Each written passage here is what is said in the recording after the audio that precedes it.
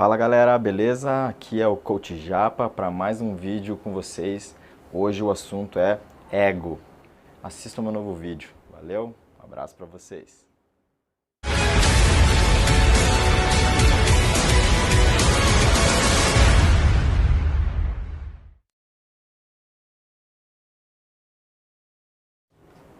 Fala galera, beleza?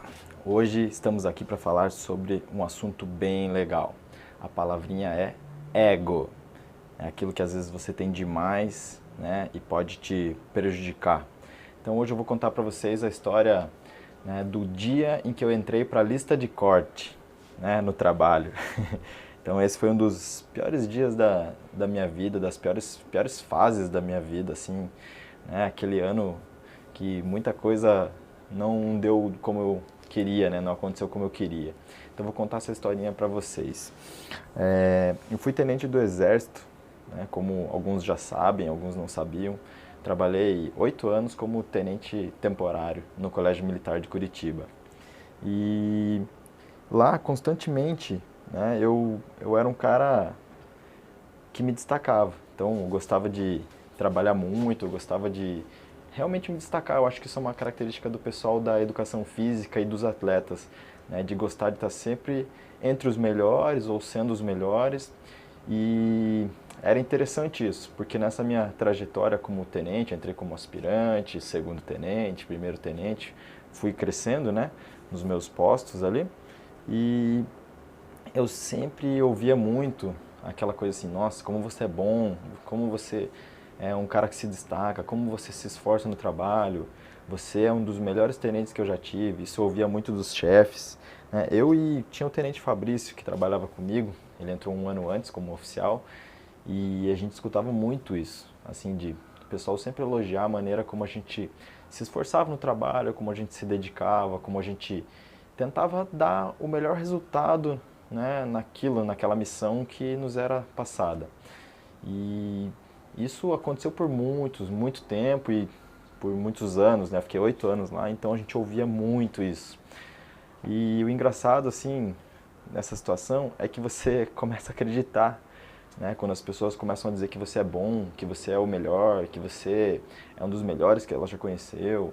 Nossa, é incrível isso, como essa massagem no seu ego faz você crescer e você se achar, você acredita realmente que você é bom, que você é o melhor.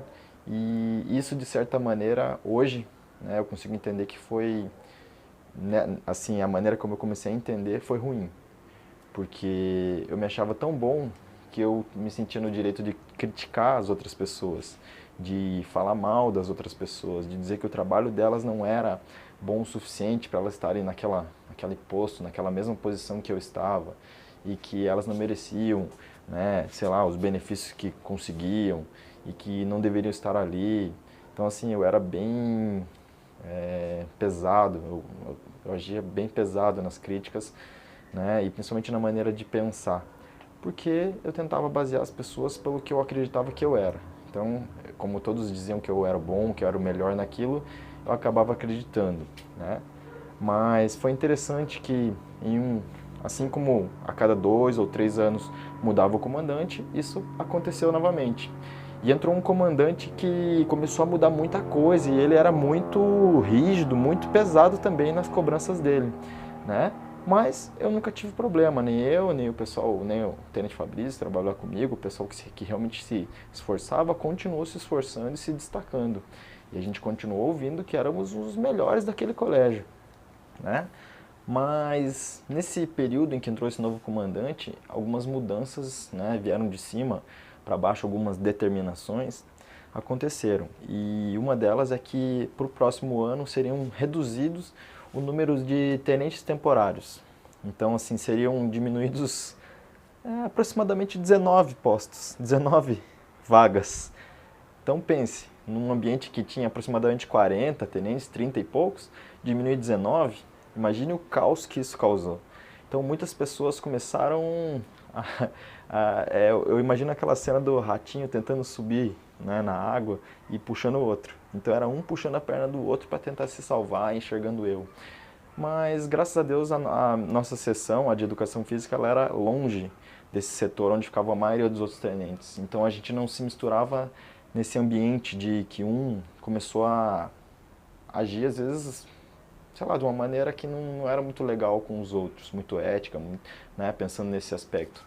Mas eu tava lá confiante, pô, eu era um dos melhores tenentes daquele colégio, então, né, por que que eu ia temer ser mandado embora, ser cortado da minha vaga se eu era bom no que eu fazia, se eu era necessário, né, e não era eu que dizia isso, eram as outras pessoas. Então eu estava muito tranquilo. Inclusive eu tinha na minha cabeça já quem, assim, algumas pessoas que se eu fosse fazer a lista, estariam na lista de corte. Era muito engraçado isso hoje.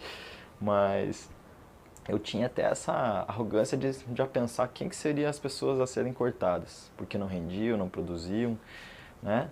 E essa situação se prolongou por alguns meses até que ficou insustentável, né? Muita gente começou a perder produção e trabalhar mal, porque também acreditava que estaria nessa lista, e o ambiente começou a ficar ruim para trabalhar. Então, o interessante foi assim que o comandante determinou ao subcomandante que fizesse uma lista, a lista de corte. Quem seriam os nomes, né, nessa lista que seriam provavelmente as pessoas a serem dispensadas. E, bom, eu continuava confiante, né? Mas, acredite se quiser, esse foi um dos momentos assim que eu tive o maior aprendizado na minha vida. O número um da lista não era eu, não, era o Tenente Fabrício. E o número dois era eu. Então, eu não gosto nem de lembrar dessa coisa aí que foi uma fase bem ruim, assim, mas de muito crescimento. Que o Tenente Fabrício sendo o número um e eu o número dois, lembra que todos diziam, né, ou muita gente dizia que a gente era os melhores. Eu não conseguia entender isso. Como que os melhores estavam no número um e 2 da lista de corte? Muita gente tentou justificar que era o tempo né, que a gente estava servindo lá, enfim.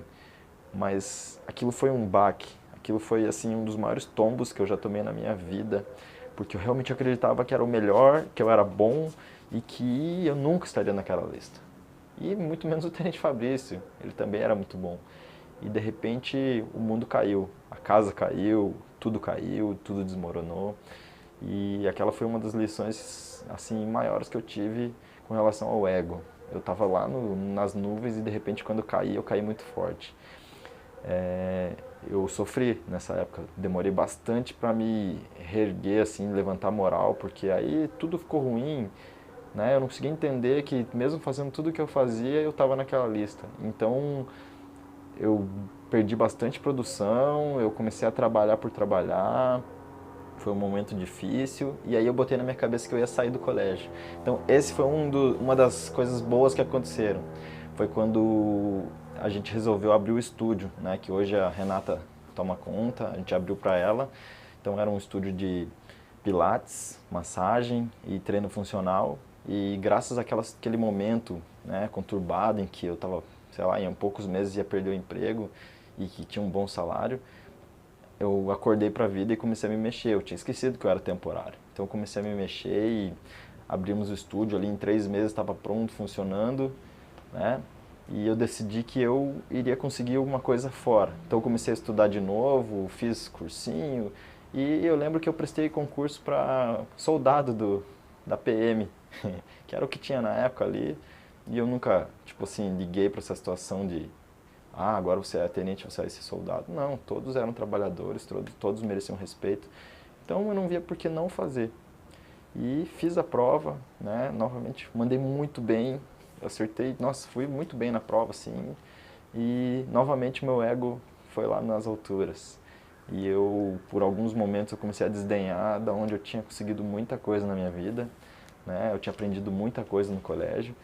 E falei, agora eu vou sair daí, vocês vão ver, vocês vão sentir minha falta, né? Mas eu esqueci que tinha a segunda parte do concurso e eu não passei, né? E novamente eu caí no chão, tive que colocar o rabinho entre as pernas. Então nessa fase foi a fase que eu tive o maior crescimento como pessoa, assim, de você ver que, sei lá, nunca desmereça os outros, não ache que você é melhor que os outros, porque você não é, sabe? Se você for igual já é muito bom. continue fazendo o seu trabalho muito bem feito, se esforce no que você faz, mas não desmereça os outros. E ali eu tive muitos anos ainda, né, trabalhando, não fui mandado embora, consegui me reerguer, carreguei aquela cruz por vários meses de desânimo, de tristeza, de não entender as coisas que estavam acontecendo, mas eu tenho certeza que aquilo aconteceu para eu ter esse aprendizado, né, sobre o ego, sobre o respeito às pessoas, sobre a humildade. E hoje eu sou esse cara que vocês conhecem. Então, graças a isso eu tive um crescimento pessoal, espiritual muito legal. Então, galera, fica a mensagem para vocês aí sobre ego, sobre respeito, humildade.